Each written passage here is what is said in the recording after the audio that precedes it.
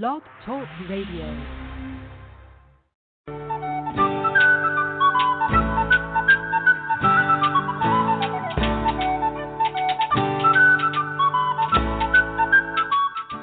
Welcome to the Spiritual Unity Radio Network, a station dedicated to the concept that all manifestations of the divine are equally valid. Join Reverend Terry Power HP, Robin McKean, and all the hosts for programming covering a wide range of spiritual topics, right here on Blog Talk Radio.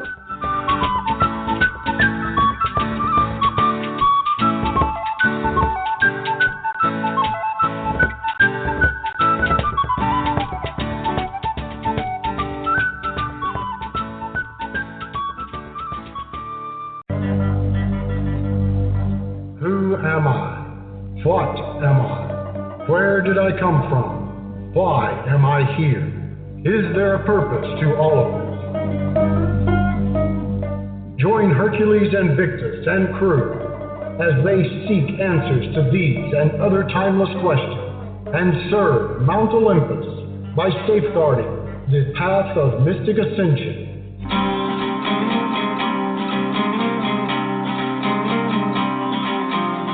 Welcome to the Pride of Olympus.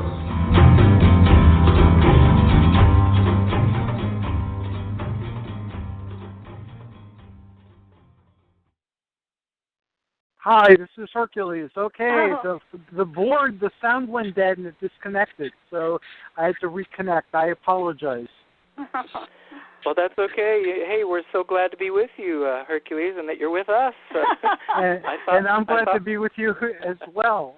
I've been looking forward to this program for quite some time. I like the change of name, and I'm encouraged by the new direction and focus. So why don't we start with how the Sixth Revelation and then the Magisterial Mission transmuted and grew into Gabriel's worldwide religion of love.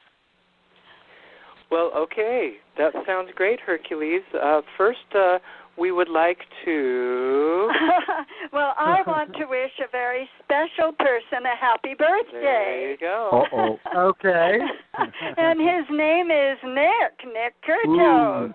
Happy Dianne. birthday, Nick. Happy birthday, Dianne, Nick. you and Michael are so sweet, and Hercules too, and thank you so much. I'm a Leo, and my day is tomorrow, so... Tomorrow, Awesome. right.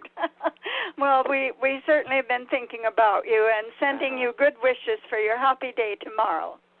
You know, I got to tell you just briefly that this is the best time of my life, and 3 of the reasons are on this program right now.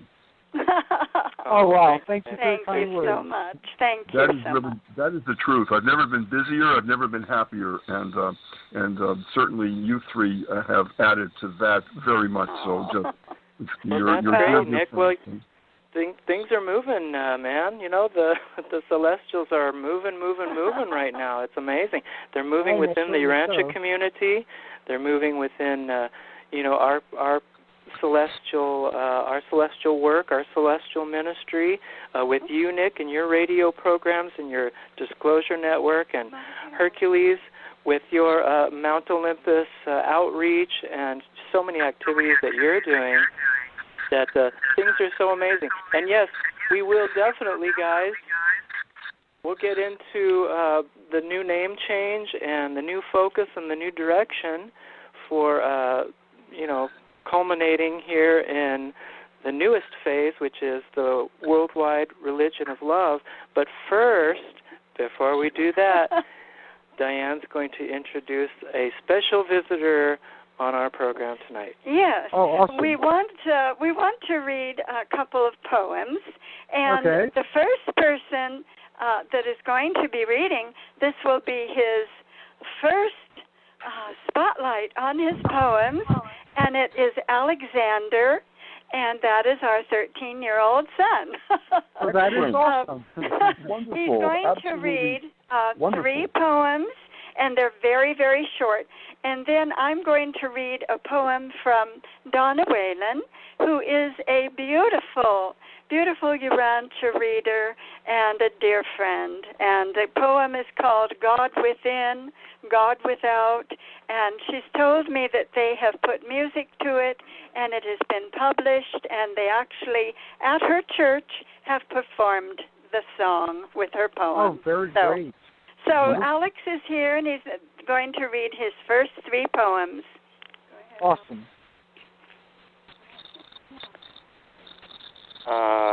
Gazing at the moon. I often look up to find myself gazing at the moon. Shogun admiring a waterfall. Like this waterfall, I shall fall. Monk praying. As I go into the night, I wonder, what am I? Okay. Those are his first 3 poems. Very nice. Wow. Very nice. And then I want to do this for Donna Whalen. She's a very special lady and very talented. Mm-hmm. And then we will begin our superheroes who have come to the earth. Very cool. So this is God within and God without. Oh, God within and God without. Please lift me up. Don't let me pout. Help me to feel the joy you bring, as happy as a day in spring. Let me see, let me hear thy word, which says, child, have no fear. Guide me along the path with light. Allow your love beam to be bright. I want to will, your will, be done. Let's be about it. Let's have some fun.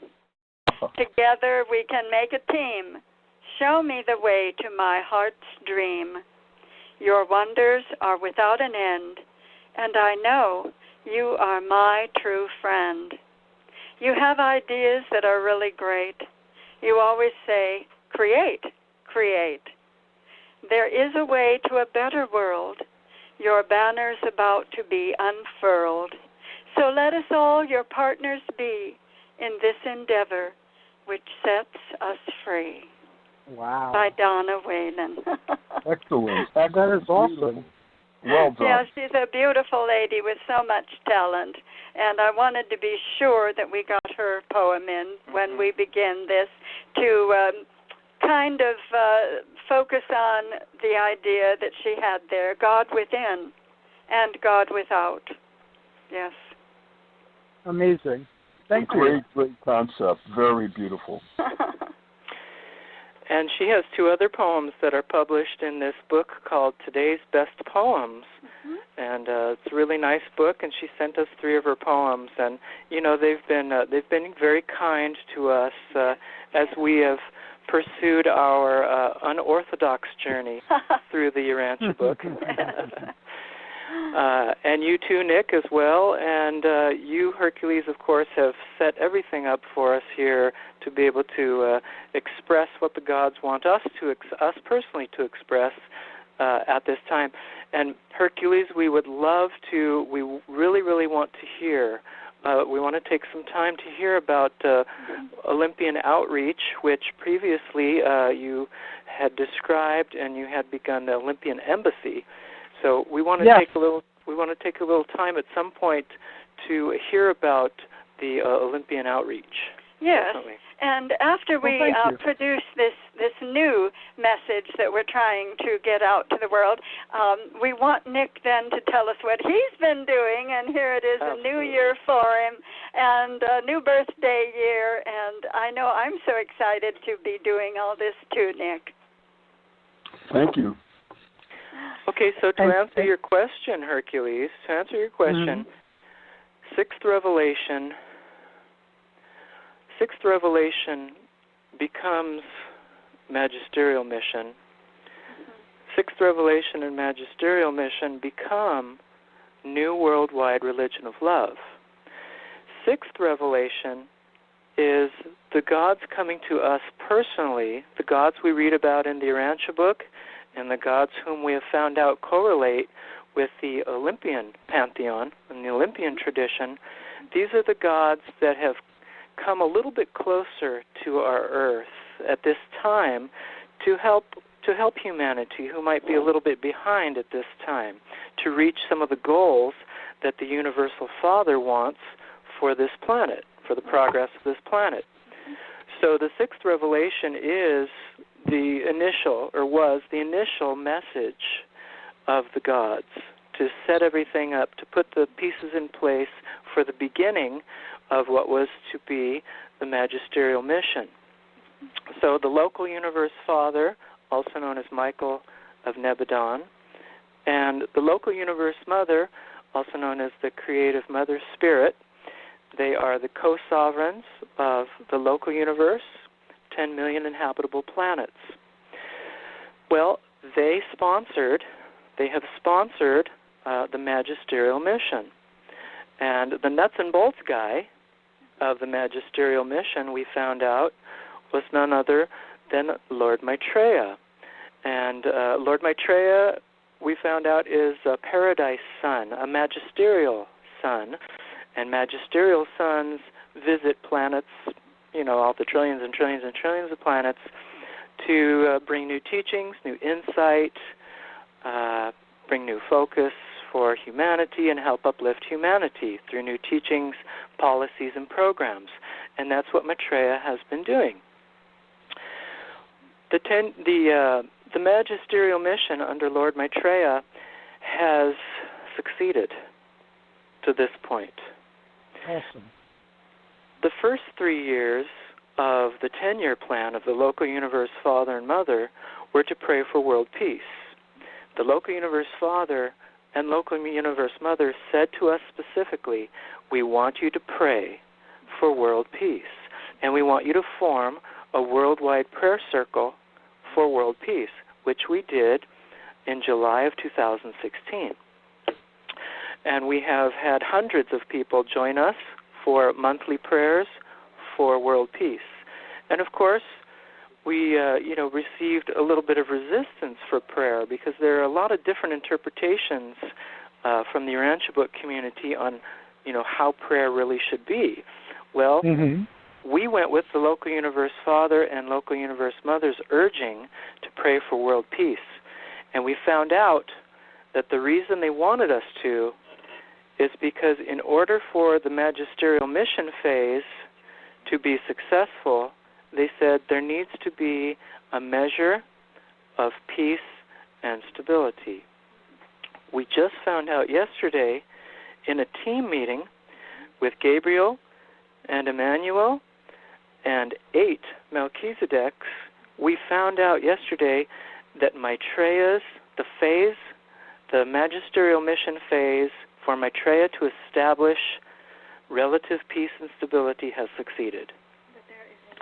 There is enough. There are no major wars to this point. A lot has been averted. We've seen that in North Korea. We've seen that in Syria. We've seen that in Iraq. We've seen that in, we've seen that in our country, of course, dealing with Iran. So things are relatively stable. There are risks, of course. We know there are risks. Oh, and the ISIS caliphate has been neutralized. We're learning in our, in our news, our world news. So there are risks and there are danger areas in the world still, but there's enough. He has succeeded enough for us to move now into the worldwide religion of love, and that is sponsored or undertaken, or both, by Gabriel and Mother Venus. Gabriel is the firstborn of the local universe father and mother, whom I've already described a little bit, talked about. He's the firstborn of them. He's Gabriel of Salvington. So Gabriel is now in charge of this worldwide religion of love. This is a transition phase from the success of Maitreya to the beginning of the worldwide religion of love, which will begin March 20th of 2020. Gabriel... Right around the corner. Oh, I'm sorry, say it again. Right around the corner. Yes, it is. So we're in a transition phase. We're in a special preparatory phase here.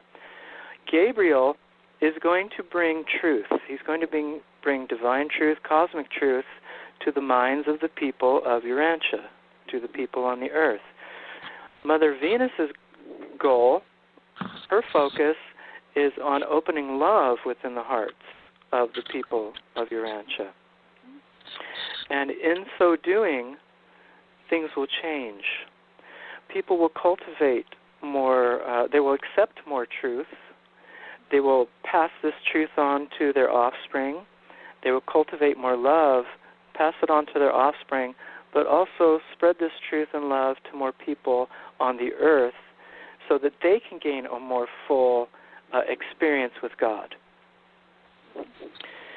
And Gabriel, there's a whole narrative that we have. I'm not sure if we can go into it right now, but there's a whole narrative about Gabriel and Mother Venus's role on this earth. Going back at least 90,000 years in some narratives, with their headquarters, the headquarters for their influence of the earth, or their dealing with the earth, on Venus. Yes. So Gabriel from Venus, Mother Venus from Venus. So they have a special focus now on the earth, and they're going to be doing a lot of things, a lot of new things to help uplift our planet. So that's where we are at this point. And the way we are learning about this new worldwide religion of love is through our truth talks with Gabriel. We've had 4 truth talks thus far, kind of outlining what their plans are and what we, on our planet, what we're supposed to do, and what Dianne and I are supposed to do personally to spread this preliminary information and start the ball rolling. Awesome. That's it. That is fantastic. Indeed, that quite awesome. Yes, as Nick says. Well, we really do feel that they are the superheroes, because we all of a sudden on June 1st had Gabriel and Venus move in, and then we had, of course, Emmanuel, and then we had Gautama Buddha and Persephone, and then Maitreya. And so these 6 are superheroes, that they have powers that we cannot imagine. Gabriel was telling me that he has more power than 1,000,000 suns. Wow. More power than 1,000,000 suns.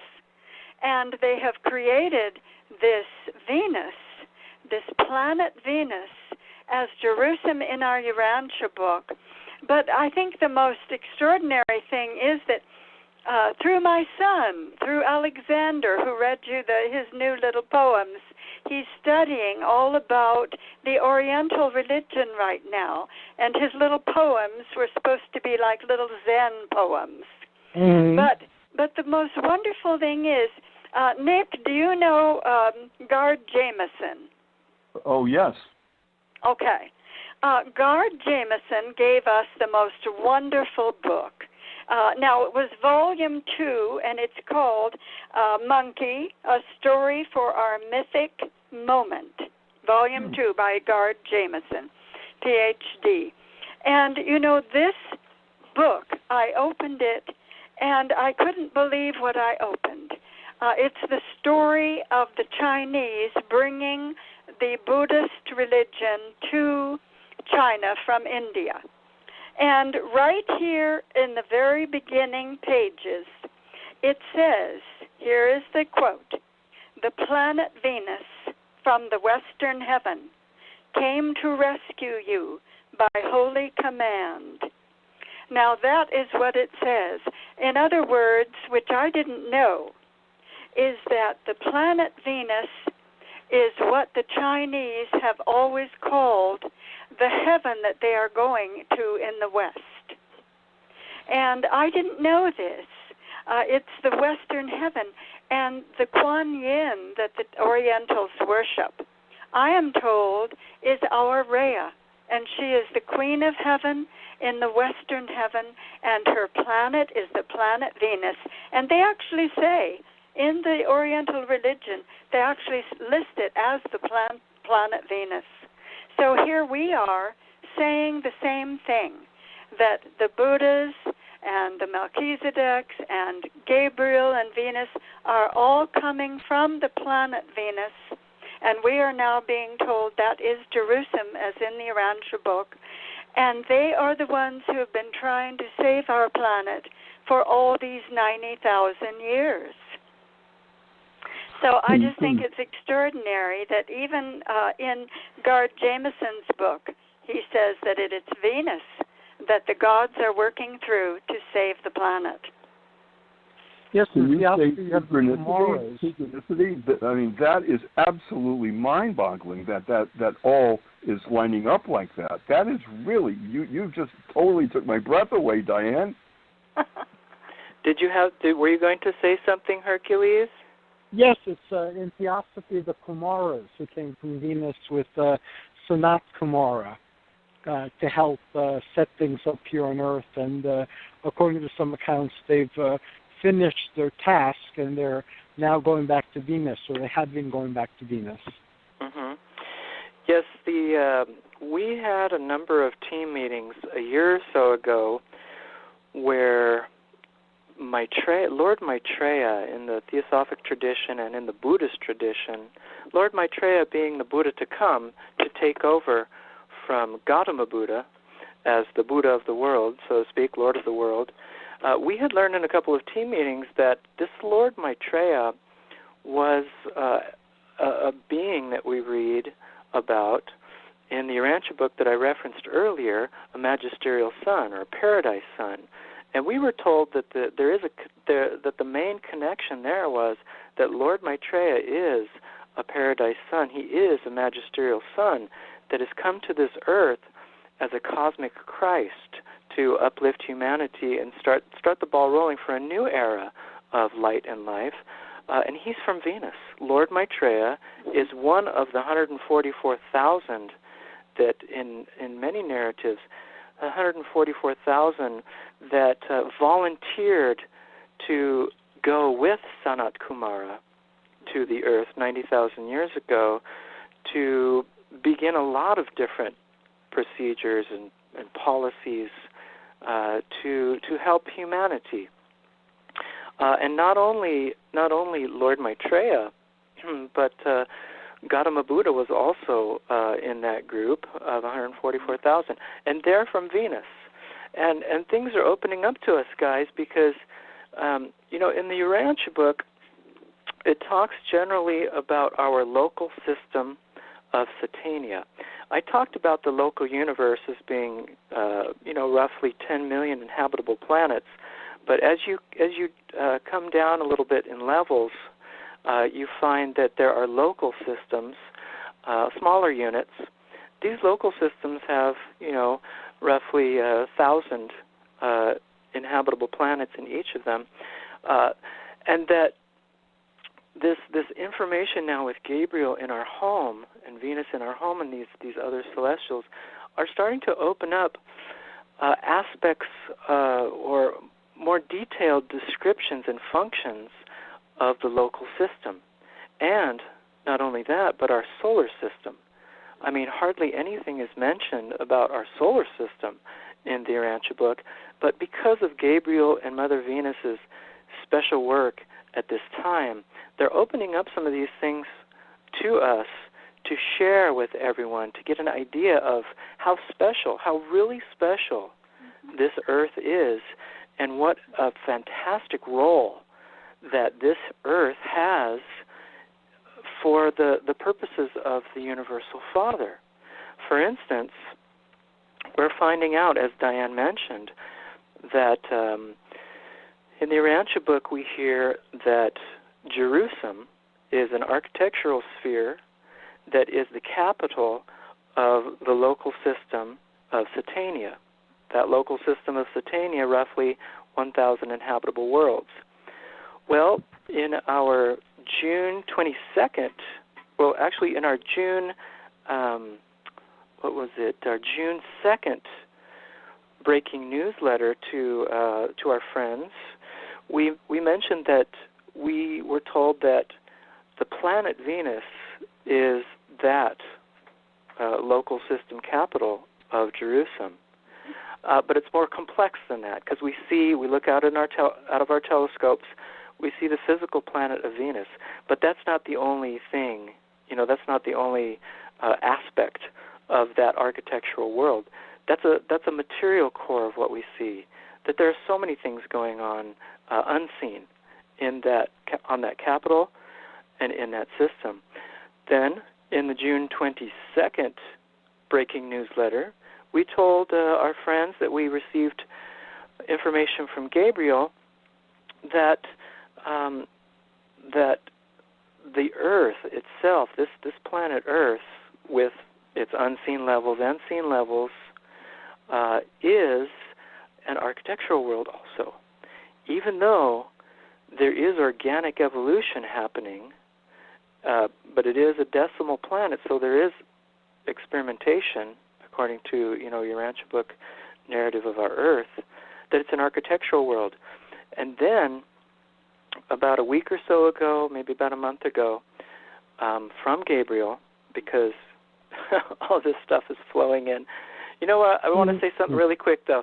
The hardest part about sharing this information with all of you friends and everyone, the hardest part is what we can say and what we can't say.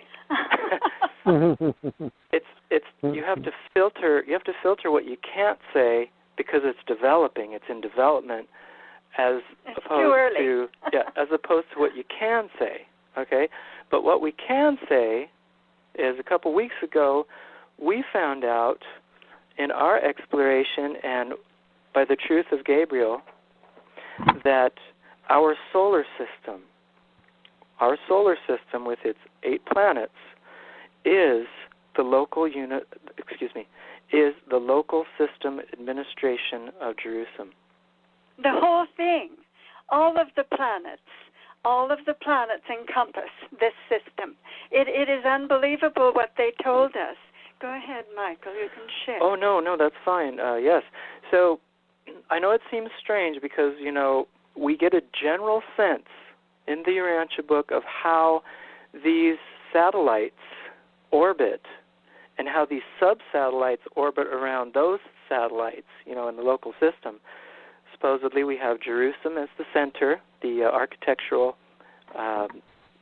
headquarters, and then you have 7 transition culture spheres supposedly rotating around that center, and then you have 7, sub-satellites around each transition world. Well, we're told that it's just a little bit different because they're telling us that is a general setup. The 7 and the 7 and the 7. It's a general setup. That this local system administration, our solar system, runs a little bit differently. And here's how it goes really quickly, guys, okay?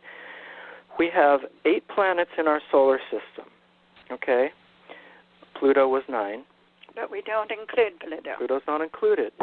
We have 8 planets in our solar system, okay? One of those planets is very special, okay? I'm just going to take you through this here, going from the sun out. Mercury is the first planet closest to the sun. That is transition culture world number 7. It's the world of the Father. We're going to skip Venus for right now. That is Jerusalem, the main core. Earth, our Earth is transition culture sphere, number 2, called the Urantia world. Mars is transition culture world number 3. It's the angelic world. Jupiter is transition culture sphere number 1. This is the finaliter world. This is the world that has sub-satellites that are the 7 mansion worlds. That's what we're told. So when you go to the mansion worlds, according to Gabriel's knowledge and account shared through us, you are going to Jupiter, you're going to surrounding spheres of Jupiter. Saturn is transition culture world number 5, the world of the suns, SONS. Uranus is transition culture world number 4, the super angel world. And Neptune is transition culture sphere number 6, world of the spirit. Now to go back to Venus, Venus is Jerusalem. So you have 7 planets, plus you have the main headquarters architectural sphere of Jerusalem. Which is Venus, yes. Venus. Yes. So it's a little different than in the Urantia book, but if you really start looking at it, you realize that you can't just judge what we have in the Urantia book, because the way that they are laid out is a little bit differently, but it's all there. It's all there.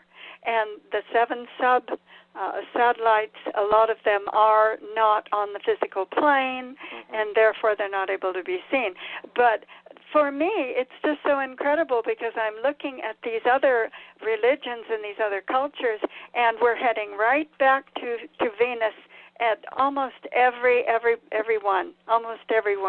It's just really incredible. With Theosophy, the Neo-Theosophy, and Elizabeth Clare always told us that, it was from Venus that the Maitreya and Buddhas, Gautama and Melchizedek and the angels were coming to save the earth. And she would give the lectures and tell us when and the different periods. And it's all Venus. It was Venus. And it just didn't hit us until finally Gabriel said, Jerusalem from the Urantia book is Venus, is the planet Venus. But our whole solar system is a solar headquarters for these other inhabitable solar system worlds that have planets and so forth, local system planets. Yeah. So it's just really amazing, and they're so eager to talk to us. It's almost every other day that I ask them, I say, well, does anyone want to talk today? And out we go on the patio, and they start giving us all this solar system information. So Nick, we're very, very hopeful. This gives us a tremendous amount of hope. That this Earth is a really important part of this, and the Universal Father wants to make this solar system a beacon of light for other solar systems. Right. And the war aspect, Maitreya being successful. To this point, I know, Nick, that's right up your alley, because there were a lot of concerns throughout some of your communities of impending World War III with North Korea and things like that. So, this brings us a lot of hope. What do you think, Nick? Well, first of all, the timing is spectacular, because I think that the general population, not only of America but of our entire planet, is very, very watching of what's going on the playing field of the various politicians, because in various countries, because I don't think that I felt such a threat of a possibility of flare-ups, and I think most everyone would agree, as right now. The last few years have been really troubling. Yes. And it's very almost much. Like, oh my God, when they come on with one of those special bulletins on TV and they have the big letters, and I'm thinking, hang on. And I think most people are feeling that more than ever. So this timing of hope and of helping, it couldn't come at a better time. And the synchronicity of Venus is really something to behold. And again, you took my breath away, Dianne, when you were putting forth the various aspects of Venus on various cultures and spiritual and religious groups. That was spectacular. I'm still digesting that. Well, and there's also many groups that have sprung up, in this new age, and there's a group, Hercules. I know that you're very involved with the Unarius group, who yes, they're wonderful. I've been involved with them for over 20 years now. Can you tell us a little bit about that, Unarius? Sure. They were their information was initially channeled by Ruth and Ernest Norman, and Ernest was called the moderator, and Ruth was called Uriel, because she was overshadowed by the archangel Uriel. Oh, Uriel. And they put together and released I'd say well over 100 books and that many DVDs and audio recordings. So they recorded everything and they created it into products that people could purchase and listen to, and then they have their organization they created so that people can participate.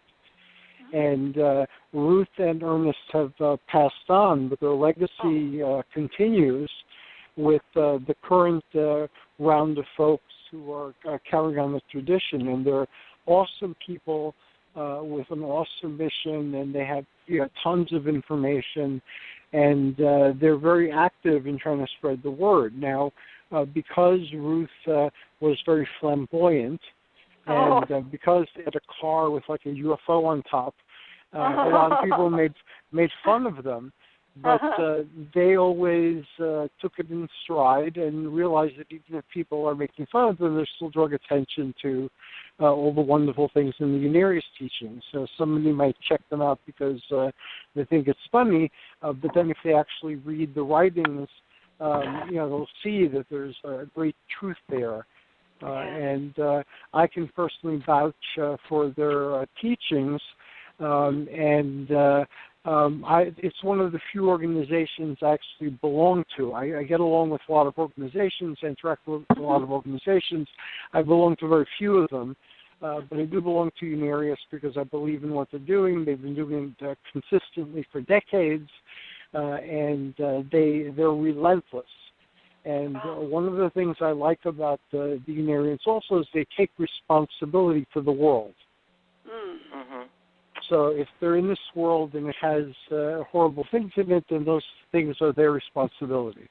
And we have to learn from them and we have to change them. And we live in a time when very many people will not take responsibility for their actions. So it's very refreshing to see people taking responsibility for all of reality. Yes, and Hercules, it's a religion where there are celestials on other planets that are influencing the Earth, correct? Correct. They don't see themselves as a religion. They see themselves as a spiritual science. Okay. Mm-hmm. So they're actually anti-religion in many of their writings because they believe that religions, as we understand them here on Earth, are devices for social control. Well, to some extent, of course. Yes. Of course. So they consider themselves a spiritual science, and again, they're very approachable, and they're very great at answering questions and telling you where in their writings or in their videos you can find particular information. And when we get to the Olympian outreach, they're going to be a very big part of the Olympian outreach. Wow. And what role does Venus play in that? Venus is one of the planes of Unarius. They used to have 7 planes, and by plane, sometimes we mean planet, and sometimes we mean a dimension other than the one we're currently in, on a planet that isn't in our solar system in this dimension. Sure. But there are 7 planes, and they're originally called the 7 planes of Shambhala, and now they just call them the 7 planes of Unarius. And Venus is one of the planes that is one of the dimensions of our planet Venus, and it's a place of healing. So they have hospitals, and between lives they can heal spiritual ailments before somebody returns for another round of incarnation.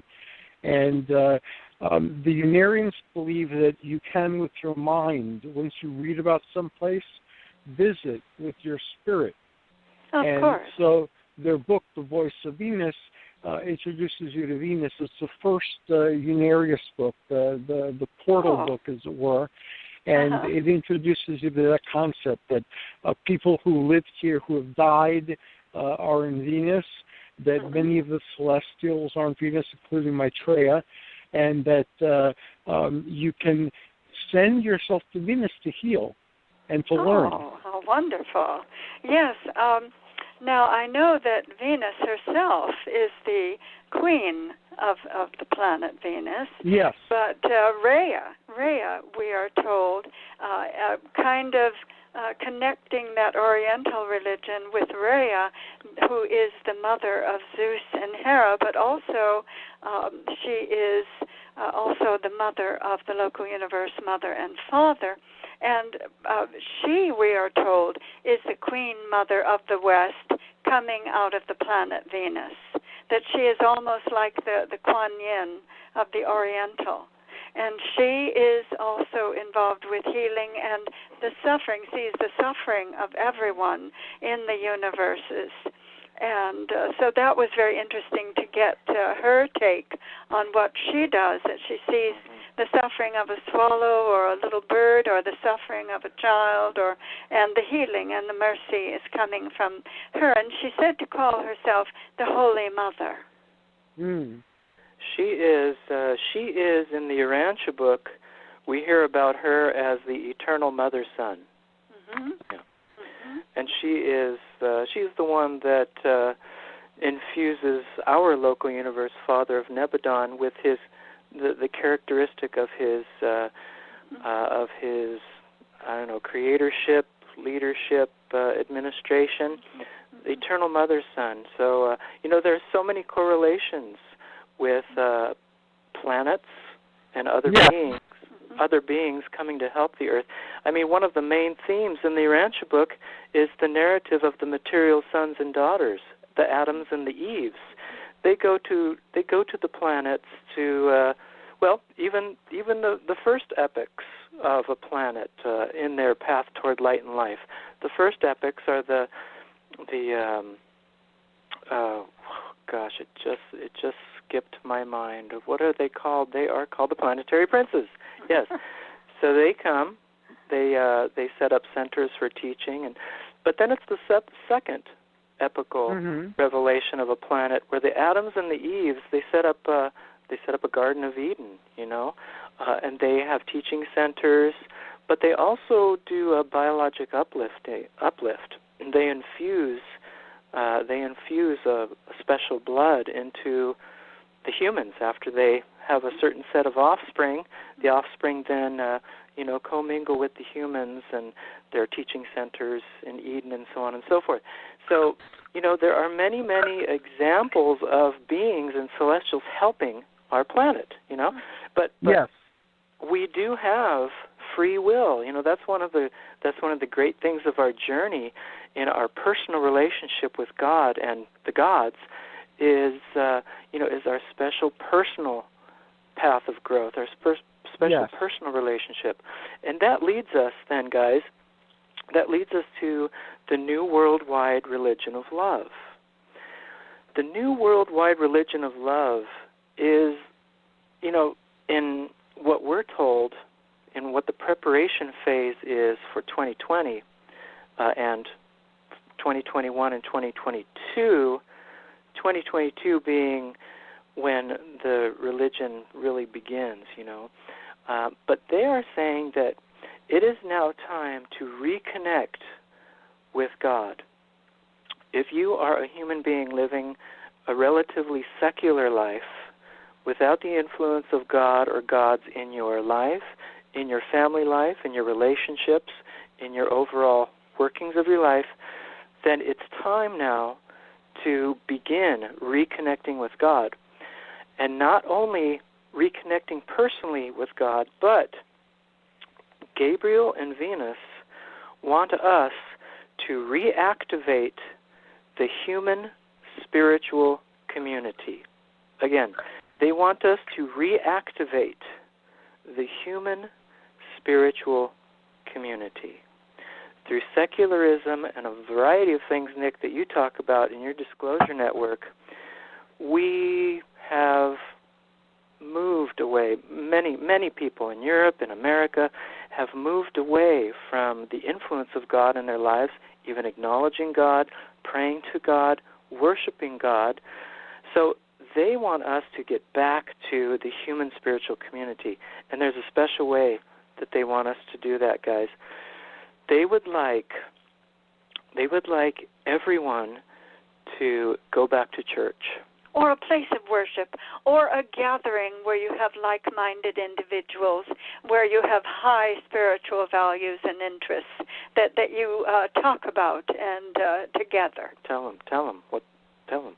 Yes. Yes, they want people to join a community or rejoin a community of spiritual seekers, of religionists, of people worshiping God and praying to God, to reconnect on a community level, on a group level, to God and the presence of God and the gods and so on and so forth, because not only will that give us support to reactivate the inward spiritual community, but it will also plug us in to what they have been telling us, guys. What they've been telling us is that in 2020, March 20th, 2020, Venus and Gabriel will begin visiting. I don't know how. They will begin visiting every church, every place of worship, every temple, every mosque on this earth to begin sharing the new ideas, the new ways of worship. For them to infuse their love and their truth into all locations around the world and around the earth. And they want everyone to plug into that, but they're going into spiritual communities already established. You see that? They have said that there are Melchizedeks and that there are seraphim and angels and even higher beings, celestials, that will be connecting with people on a personal basis, personally with their minds and their hearts, but they want everyone to experience that in a community setting. And not only them, not only Gabriel and Venus, but some time ago, the Universal Father said that as of that moment, and I wish I could remember when it was, but as of that moment, his presence, the Universal Father's presence, will be in every church, every temple, every mosque, every synagogue, every place of worship in the world. And what they want us to do, guys, Nick and Hercules, is to start going to a different church almost every week in this period beginning in March. So what Michael and I are going to do, since we have our own church every Saturday at 4:30, on every Sunday morning or every other Sunday morning, we're going to start going to a different church in our area and then branching out farther and as far as we can go, so that in that 2-year period, we will have visited a lot of churches, a lot of places of worship. And we're to leave, a little CD of our songs and to introduce ourselves to the minister. And after 2 years, if you really add up how many weeks that is of visiting a different church for that 2 years, it will be a lot of wonderful experiences over that will help us. Over 104 churches, yes. To develop too. And we will be doing outreach too. We will have all the teachings that we've had, all the experiences with the Urantia book, with all of our spiritual traditions. We will be taking that with us and possibly sharing it with so many other people. And Hercules, that leads perfectly into Olympian outreach, which yes, it does. You turned us on to outreach, and Nick, you and Hercules, you guys are interfaith ministers, and you plugged me into that, and I became an interfaith minister in 2016. So, Hercules, I hope you can tell us a little bit about the Olympian outreach. Okay, great. I would be greatly honored to, and we're going to be on for another hour. I don't know if you guys can stay. Nick will be here in Phoenix. Mike McLaughlin, he's going to be here also, so we can start tying everything together better. But the Olympian outreach program that's starting again was done in the past under the umbrella of the Olympian Embassy. And because I'm very active, what we did was we had an information table so that groups that weren't present when I was talking, I would introduce the groups in what I was saying, and then I would have literature or other handouts on the table. So some groups sent books, some groups sent flyers, some sent magazines, So I left it up to each group to send what they wanted. And I happen to approach everything from a mythic perspective and a universalist perspective, but very heavily from theosophy, theurgy, hermeticism, and mythology. So although that's my cup of tea and many people resonate with my cup of tea, it's not everybody's cup of tea. So in recognition of that, because we're dealing with the ancient wisdom, and the ancient wisdom, despite its presentation through various groups, is the same.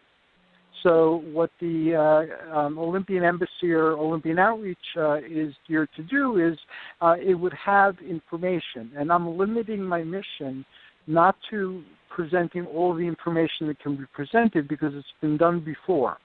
So why would I devote years to doing it again when I can just basically focus on the Olympian elements in all of these things, and then people can explore whichever presentation appeals to them the most or from which they will learn the most.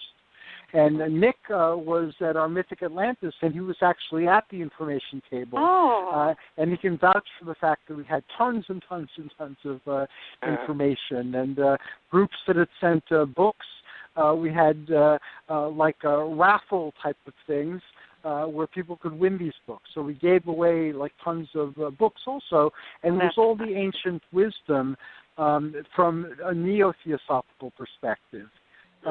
So, cosmic spirituality, as we might also call them. So now that things are anchored, all the different things that I've been working for years are now anchored in this physical reality. So it's going to be a matter of, basically just building around them. I'm bringing back the Olympian Embassy because of the climate of our politics. I'm calling it Olympian Outreach. So this way it's not like a foreign space government or a threatening celestial the government. The superheroes are here. So I will be working with all of you and all the wonderful things that you're doing. We will be drawing more attention to it. Some of the practices will be adopting as a body. So, each of the groups does something really wonderful. They do more than one thing really wonderful, but we'll pick one and make it universal to everybody, and we'll all have a vote in that. So we might decide to, lend our energies to the religion of love. We might decide to make it part of the custom for our group to observe your weekly church service. That's something we can discuss, but everybody will contribute something that will be open to all of us as Argonauts. And then as Argonauts, we will not only promote what we're promoting, and all of us promote a lot, but we'll be promoting each other better. So people will have access. Like Nick sends his blasts all the time, his news blasts. Yes, I get them. And he does lots of wonderful things.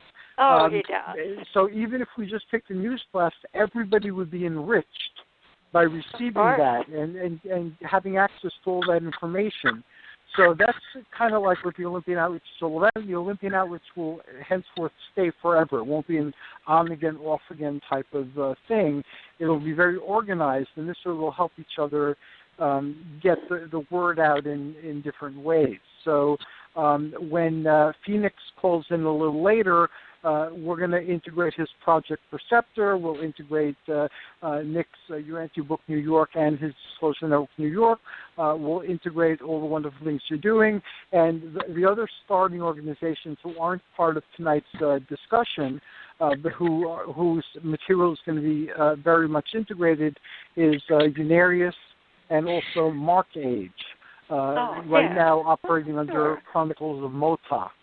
So that's going to be the starting organizations, and we're going to add to it until we are able to make the ancient wisdom available to everybody. Wonderful. Fantastic. Congratulations. Thank you. Hercules. How wonderful. Well, we would like to sing happy birthday to Nick. Yeah. Are you there, That sounds Nick? awesome. I hope you have the most wonderful year ahead. Oh, thank you very much, Dianne, and I'm certainly looking forward. I just got to say, I love the way this is going. I love this journey that we're all taking. It just seems so right. Goodness, yes, it is. It's wonderful. It's blessed. It truly is. God is blessing us. We're so honored. You know, there might be a lot of Urantia book readers joining us tonight, listening to the program. And, that is awesome. I just wanted to say to them, please catch Nick's programs. Nick has now, through the wonderful graciousness of Hercules, I can personally vouch for. Oh, yes. That Nick, your show has opened up to be absolutely tremendous, and a real platform for others, your guests, to really express themselves. Not just to the Urantia book community, which is relatively small. I wish it weren't, throughout the world, but giving them a platform to reach a really wider audience. And it's so wonderful, Hercules, that you've done that. And guys out there, whoever's listening, listen to Nick's programs and contribute. Be guests. Yes. If you're Urantia book students and you're in a position to really speak with authority of the Urantia book, try to partner with Nick if you can. I mean, because Nick is fantastic, and he really is a wonderful host. All right. Thanks again, Hercules. Yes. God bless you all.